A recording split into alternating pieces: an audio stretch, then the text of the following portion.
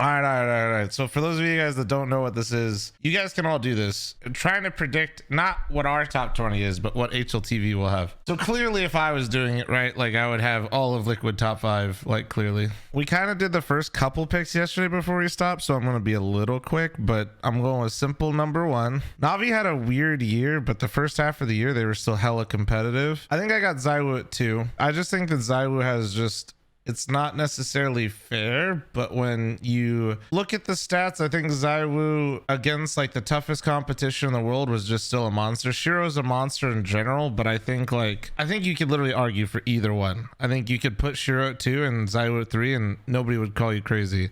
I'm just putting ZywOo at 2 because I think HLTV, since it's like whenever something's like a coin flip, I think they give the person that's kind of been there at that level a little bit longer, like the benefit of the doubt. I think when you're that close to each other, there's not really a fair way to do it. And I think that's just kind of how they break it up a little bit. So I'm going to leave Shiro at 3. You guys want to see why 4 is really easy?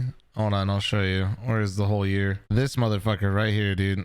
This fool right here. Although Axel did go a little quiet in some larger moments where you really wish he didn't, and the maps might hurt him, but it's got to be Axel. Remember also Cloud9 kind of gets hurt by the fact that they're not in every event. If I'm guessing what HLTV is going to roll with here, I think it's going to be Axel 4 and I think Nico is going to be 5. Which is so funny, man. Like every time I feel like I heard people talking about Nico for the whole year, they're just like, he's kind of having it all. Like, I just hope that when you guys kind of look at this, it maybe puts it in perspective a little bit. Cause that's just kind of like, you are literally probably going to be 4th or 5th best player in the world this year. Everywhere where people talk about the game, like they kind of been shitting on Nico the whole year. I wish I was this bad.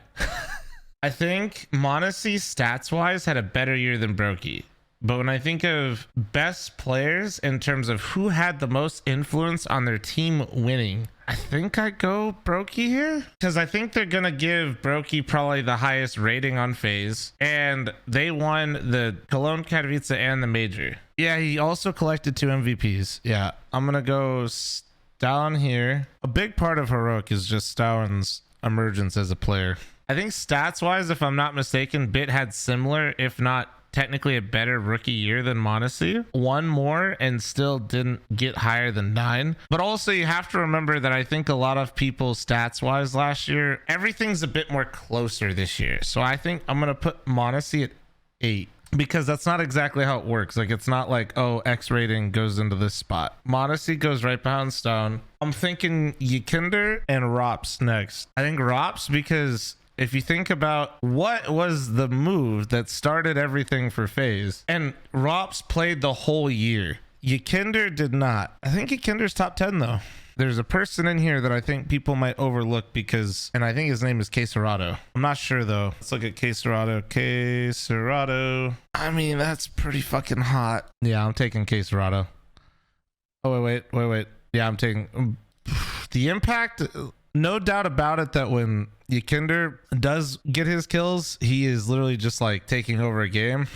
I think I'm going to go Queserado at 10. I hope he's top 10. And then the good news is this will slot me in perfectly right here. We'll see. This is where I think Big Daddy BlameF comes in. He was the only consistent and good spot for Astralis, despite all their problems. Oh, let's put Device up there. But I also think like you got to put some respect on it. Like that's some still like Perfecto won't be top 20 at all. Nature of his role. Besides Simple, Perfecto was one of the most consistent members of Navi until Bit finally decided to show up at Blast on the world final at the end here. I think we go Twist next. I think Twist is next. I think Twist before Rain. Man, you know, honestly, hold on. Yeah. I feel better about that. I think Twist just, it looks so weird to me seeing Twist behind BlameF. Let me see his for the year. Crazy to think is Elige was so rough at the start of the year and then so good towards the second half of the year. I think we go Dexter for this one. Where is it?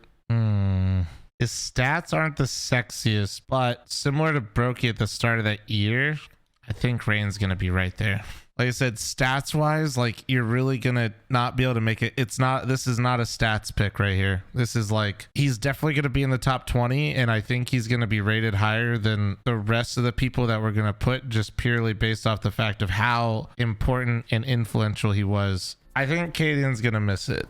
I think James gonna sneak by him because of the major win and James' performance at the most recent major. Do we put Frozen in here? I mean this.